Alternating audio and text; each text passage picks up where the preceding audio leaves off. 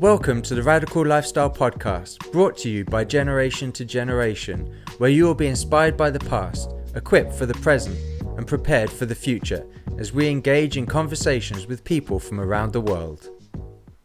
Today we have a guest who we've known for almost 20 years. We just had to figure that out before we started recording. We would sort of pass each other as we traveled around the world. We would bump into each other in different countries, or we would wave through the windows as planes passed each other.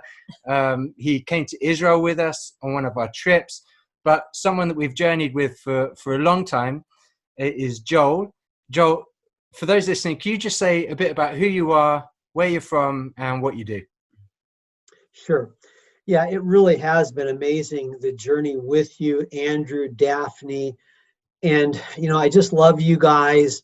And it's just been great to connect the dots with you. Born and raised in Long Beach, California.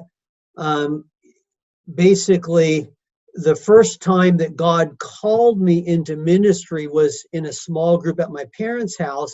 And God was pinpointing, what he wanted me to do.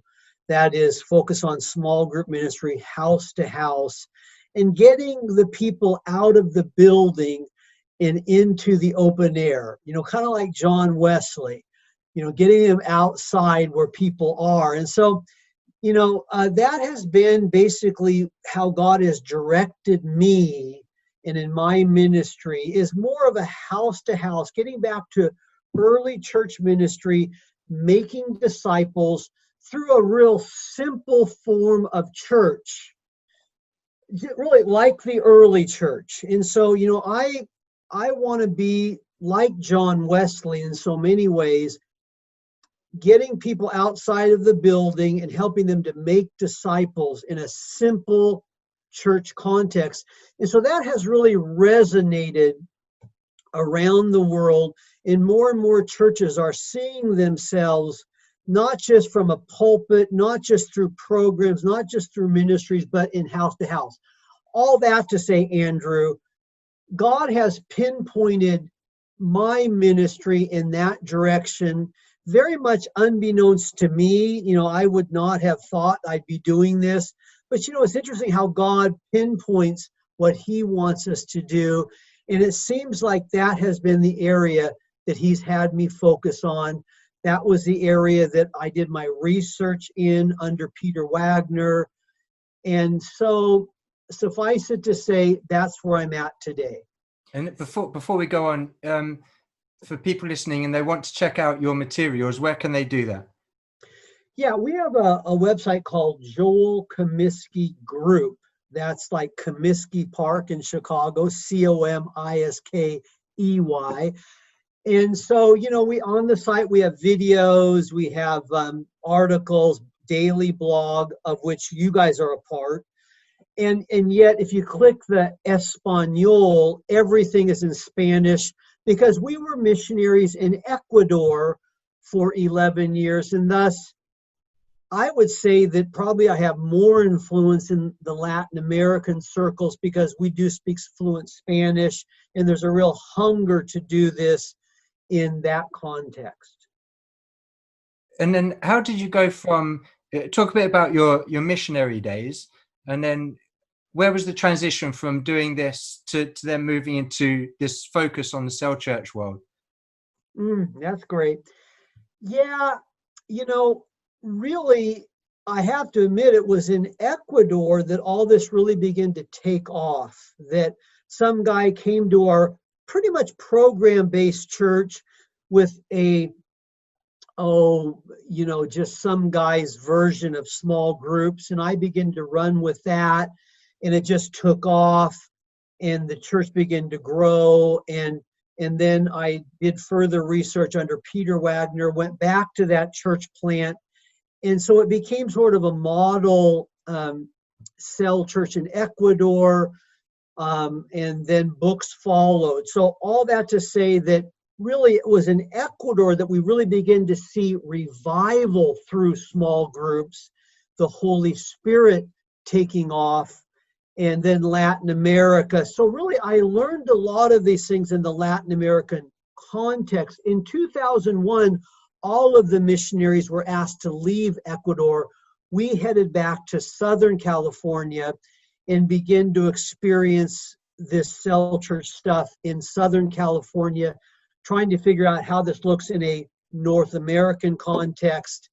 And so that's where we find ourselves today, sort of trying to figure out, okay, well, yeah, we believe in cell church small groups, but what does this look like on a worldwide stage? So why were the missionaries asked to leave Ecuador at the time? Well, the church was pretty strong. I mean, in other words, the local church needed to be on its own. And so the mission said, you guys need to find other places to serve. Go to more of the unreached people. The local church is strong enough. And we could have gone to other places, Argentina, Bolivia, but we felt like God was calling us to resource the cell church world. And thus we landed as missionaries to North America. And we felt like that was more of a mission field, really, for us to see how this could be interpreted in the Western world. So that's kind of where we found ourselves. So for people listening, you've used a word or two words that people may not know what you're talking about. You've flipped small groups, cell church. What is this cell church? Can you tell us, what is it about? I mean, it's not to do with being in prison, I presume. Yeah, that's a it might be question. Wow, you're putting the strategy right down where people live. I appreciate that, and that is a hard word for people to get a hold of. Cells, communistic cells. It really goes back to David Cho and his success in Korea, and he started using the word cell to describe his groups.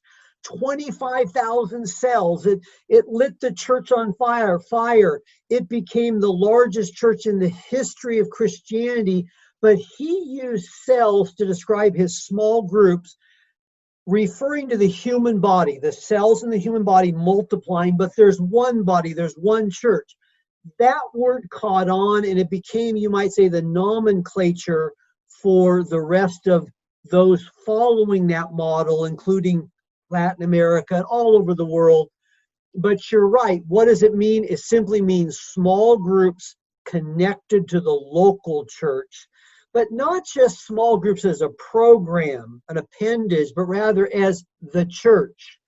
So I tell people to use whatever term you want. I like life groups, but make sure you don't minimize the power of the small group.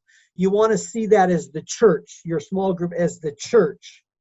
And so cells kind of help heighten what that is and define it on a higher level rather than just, a small group kind of appendage to your church, your local church. So anyway, long answer, and hopefully that helps you understand what I'm saying. Yeah, it's a great one. It's a bit like your body's made of cells and you remove the cells and you have no body. That's it. That explains it better, Daphne. I like the way you just said it. I'm following your lead. I'm just following your lead, totally. So it's interesting. We're having this podcast at the moment, which is in the setting of the COVID-19, and it swept in. And I mean, I think 75% of the world went into lockdown. Now, I haven't heard statistics related to the church, but presumably if 75% of the world went into lockdown, 75% of the church went into lockdown too. And so as I look around and see what's happening, and you're saying about the life of the church in the small group, that they are the church, this must have a real solid implication in these days that we're living through. Yeah, no doubt about it. And people are realizing that, the building is no longer viable. I mean, they just can't meet in the building. And Daphne and Andrew, I've just talked to so many pastors who are distraught because those who didn't make small groups a priority are wondering, where are my sheep? They now have to call each person, or, through social media, get in contact. And if you're talking about more than 50, that's very hard to do. And so I think people are becoming more and more aware that there was a reason why Jesus started the church in a small group, trained his disciples to then go into the homes, and why the early church met from house to house and in celebration. It was to pastor his church in the right way. And so, yeah, this is a wake-up call to this type of ministry, house-to-house ministry, because those who did have a cell church, small group-based church, the leaders were already prepared to shepherd those people, pastor the sheep, and the church moves on as if nothing happened. I was talking to one church leader last night, and she said they have had over 500 people join a cell group during this lockdown time. And they went online and they just said, anybody need a small group, and people have joined online. It'll be very interesting to see how they transition when you meet in person. But certainly that has happened by the cell groups reaching out, even under lockdown.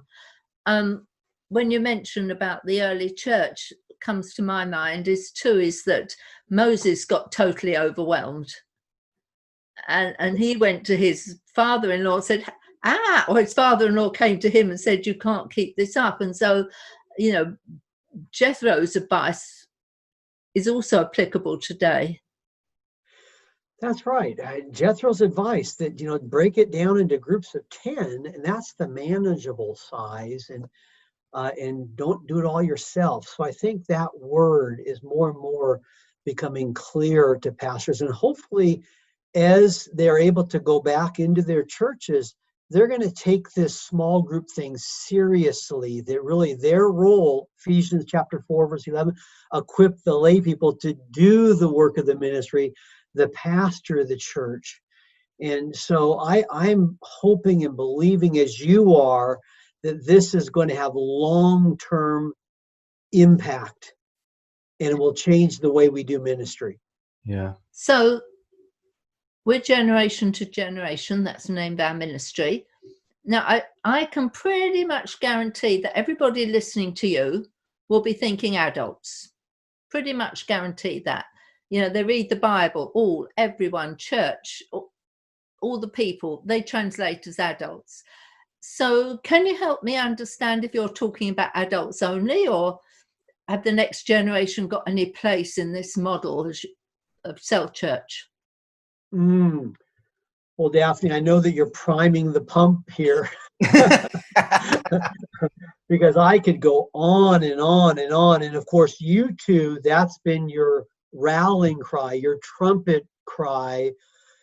And you've sounded the trumpet about the next generation. And this is where it starts. It starts in the home. It starts in preparing the next generation. So as we talk about house-to-house ministry, first the family and preparing the family, but then not stopping there. But the house-to-house ministry is a perfect place to prepare the next generation. So, your question really primes the pump, because you think of the early church, they didn't just have adults. Children were plentiful. Youth was right there with the adults. I mean, it was an intergenerational affair. And thus, the way we've separated adult learning from the Sunday school and the Christian education is really more of a man-made thing. And I think small group and house-to-house ministry brings us back to preparing the next generation to do the work of the ministry. So yeah, it starts there. And by the way, in most of these, or the cutting edge cell churches that are changing the world and are not missing a beat even through COVID-19, they are, and they have been focusing on the next generation, the children, the youth. And it's the youth that are now the next generation pastors. And why? Because they were saved as children, and now they're just doing what comes naturally. So, yeah, it starts right there with the children. So, from our experience, as we wander around the earth, and presumably you've seen the same thing, why do you think that pastors and senior leadership are not focused on the emerging generation? Why has it become something that's sort of sidelined? And although there are people that commit into it and are passionate, why do you think it isn't more widespread, like you said about these churches, where it's so intentional about bringing the next generation through? I think well, there's so many ways to answer that, but one of the reasons is that is the realm of the Sunday school. My job is to preach, the pastor thinks. My job is to, do the administration perhaps, but I need to raise up Sunday school teachers to teach the children. But the reason why I hesitated at first is because oftentimes there's also the problem of mentality, that a child is not a real person.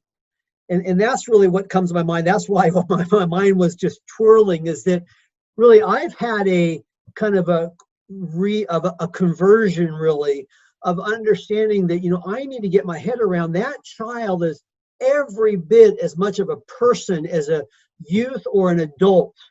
And so to see that child as a person, of course, Daphne, that's your phrase, as adults, as children or something like that. As with adults.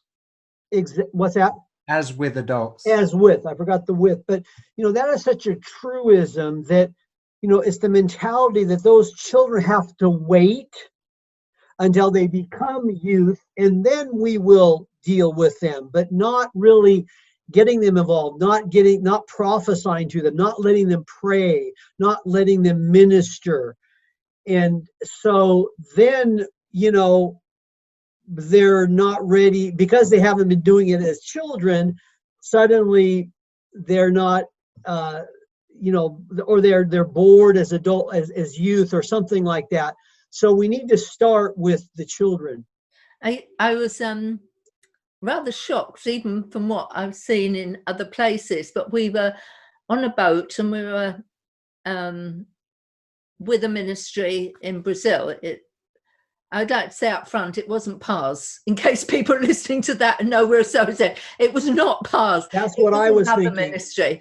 And we were on a boat going down, and somebody came to me and said, I have realized with horror after listening to your conference, on our boat, we have life jackets, and the life jackets are one per adult, and we have none for the children. Terrible.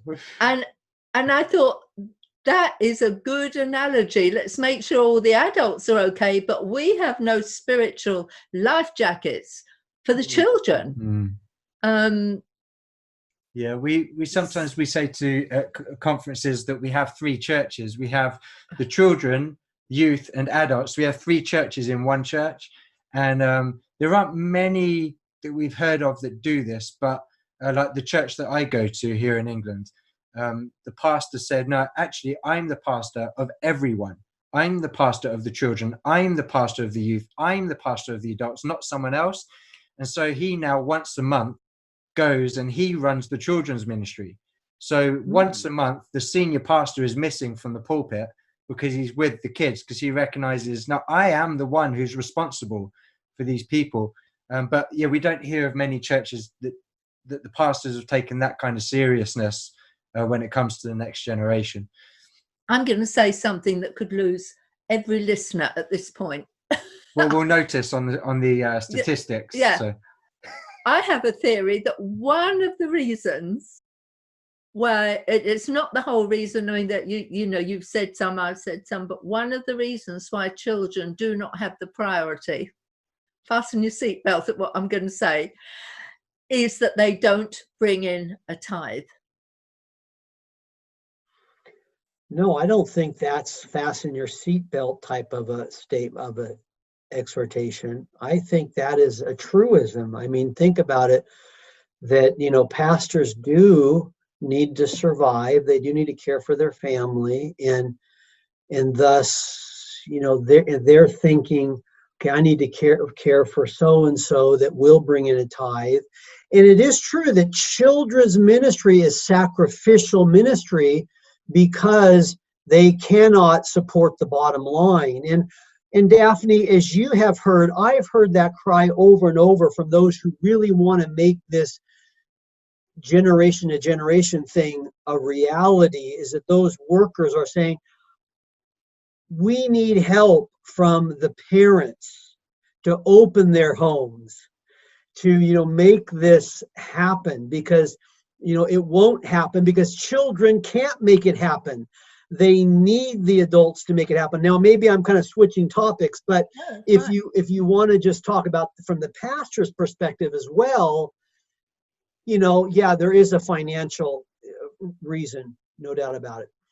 Well, I mean, what you said is so true, and you've heard us say, we don't believe it is the role of the church to be the spiritual disciplers of children in Christian families. That's the role of the parents, and there's a lost generation out there, and so often the resources of the church are consumed with children from Christian families. Meanwhile, there's a generation that doesn't know their God, and that's just being passed by. So, totally with you on that. Totally. It's I don't understand. This just is off my radar. Like, we have children that I've invested my life in since they were, well, some of them 5, 6, 7, or that sort of age. And I didn't do it because it's a children's ministry. I did it because I enjoyed them being in my life, and because it's God's mandate to reach the next generation. And now many of them are in their early 20s and I've been in their life all that time, and they've been in my life all that time. And it's just my joy to see them now and be invited to their weddings. And one of them's going off to North Korea, another one's going off to Asia, and see them and the joy it gives having walked through their childhood and their teenage with. I don't know anything that can give a greater thrill.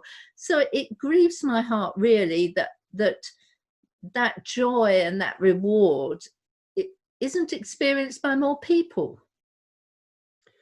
I bet it does. Daphne, just to see the fruit and to see that people are being transformed. I hear you, and praise God for the fact that you've seen this in your own ministry. But it's I sometimes say to people, all these young people now, and I mean, there's children coming up, but look at the ones I've been with, and I've played American football with, and I've been with them and I see them, and I'm in and out their lives because of travel and all the rest of it. But I said in front of one of them, I said, they know I would die for them, literally. I would give my life for them. And the truth is, they would for me as well. And so it's just the greatest joy. I mean, the greatest joy. And we're so grateful for the way that you have trumpeted this call as you have gone around, because there aren't many people who minister to pastors and minister to leaders who also give the cry for the next generation. And it's been such a relief to see you doing that, and to see that you've written materials on it and you are shouting that. It's very, very heartwarming to us, isn't it? Yeah, we're not. There are 2 lone voices in the wilderness. No, it's interesting, and we have followed each other around the world, Daphne and Andrew, and it does seem like that is the Spirit's prophetic voice, is next generation stuff. And I find that, I get most traction and even speak with the most conviction about that. Of course, I don't have the knowledge and even the history that you guys have, but for the little time I've really entered into this, it's really, I believe, the Spirit's heart. And yet with that, Daphne and Andrew, there's also a grief in my own heart that I don't think it's heard very well by the pastors, by the churches. In other words, sadly, I'm not asked to speak on that as my first topic, as much as I would like. I have to kind of bring it in there. And, and I've written 2 books, one on children in small group ministry and youth in small group ministry. And those are not 2 of my best sellers. Sadly, they should be flying off of the bookshelf, because this is God's heart, as you know. Because really, how can we expect, the next generation to conquer the world and do great things for Jesus unless we start with the children? And Daphne and Andrew, you guys know as well as I do that the churches that do get this are conquering Satan's territory, are winning the world and doing great things for Jesus. But sadly, they have to start somewhere. They just don't get it. And I'm not sure really what it is, but we just have to keep on trumpeting this call. Yeah, and so many that we've spoken to around the world, people on the mission field, and even people that aren't. Sometimes we'll get into conversations with them and say, what did you ever feel like you had a calling or something? And many times people in their 60s, 70s would end up crying, and we'll say, "What? Why are you crying?" They said, "I had a calling when I was a child to the mission field, and I never fulfilled that calling because people weren't capturing it when they were kids and nurturing it and helping to raise them to fulfill that calling." And so end up getting into other things, which then just took them on a different path. But we found that over and over and over again, people hurting later in life because they never fulfilled the calling that they know they had when they were children. And so you're right. Hopefully we'll see more and more pastors and people taking more of a focus on seeing how we can reach and raise up the next generation, because they're getting callings from God at very young ages. It's not just when they hit 18 and suddenly they're adults and we can kind of do something with them. Yeah, we had one pastor we met. He wanted to plant a church. So he went and he took a bunch of children and he focused on children, and he grew that church from children into adulthood and through teenage years. And it grew so fast and is such a strong church. But very few would think of planting a church by starting with a bunch of children. And that was in inner city London, rough area. Yeah. If I could, and I've kind of been saying this lately, that if I could emphasize one key, let me just say it like I tell churches. I say that the secret of the cell church is there is no secret. It's just hard work. It's rolling up your sleeves. It's prayer. But then I say, but if I could emphasize one secret, if there were one secret, it would be starting with the children. It would be seeing the children as adults, in the sense that, use them, let them minister, prepare them, get them involved. Because as you just said, Andrew, then when they become youth, they're already running, they're already ministering. And then you just said, Daphne, they're ready to keep planting, keep the vision going, keep the fire burning, planting churches and so forth. So, I just think of one cell church in Brazil. How many youth have I talked to in that particular church that were converted as children, and then as youth they were cell leaders, and now they're church planters, and now they're planting churches that plant churches. And so, this to me is the secret, although I always start by saying there really is no one secret. There are many things. But, I just wish that pastors would really get it. And, my desire would be that those 2 books would just be the best sellers, that everyone would be saying, yes, I'm going to run with this. But I think we're still in a transitional stage as far as the mentality. And I know that you guys have been just pushing and pushing and pushing, and you've seen breakthrough in some areas. Some areas, are slower, but I know it's conviction that's kept driving you on. Well, on a very positive note, when we challenge this emerging generation and we say to them, we believe that you are waiting for somebody to challenge you. You're ready to give your lives for something. You're ready to lay down your lives. You're ready for people who say, you were born for more than this, and we're going to cheer you on the whole way. And they weep. They weep and they say, yes. And we talk to them about being an end time generation, and that they can fulfill the Great Commission and go to the remotest places of this earth and give their lives to the gospel. And they're up for it. I mean, it's like they've been waiting to hear it. And I think the Holy Spirit is writing something on the hearts of this emerging generation, and it's time for us to connect with it. Not to continue with Zacchaeus climbed a tree, so they hear that 20 times during childhood, but to say to them, you're the generation to go out and prepare the way for the King. You're the generation to go out and give your lives to the gospel. And 100% of the time, they're up for it. It's the fear in our generation that doesn't challenge them with it. And so we have great faith for this emerging generation. Yeah, I guess we could give an example. We were speaking in a church. This was in Brazil as well. This was one of the recent trips.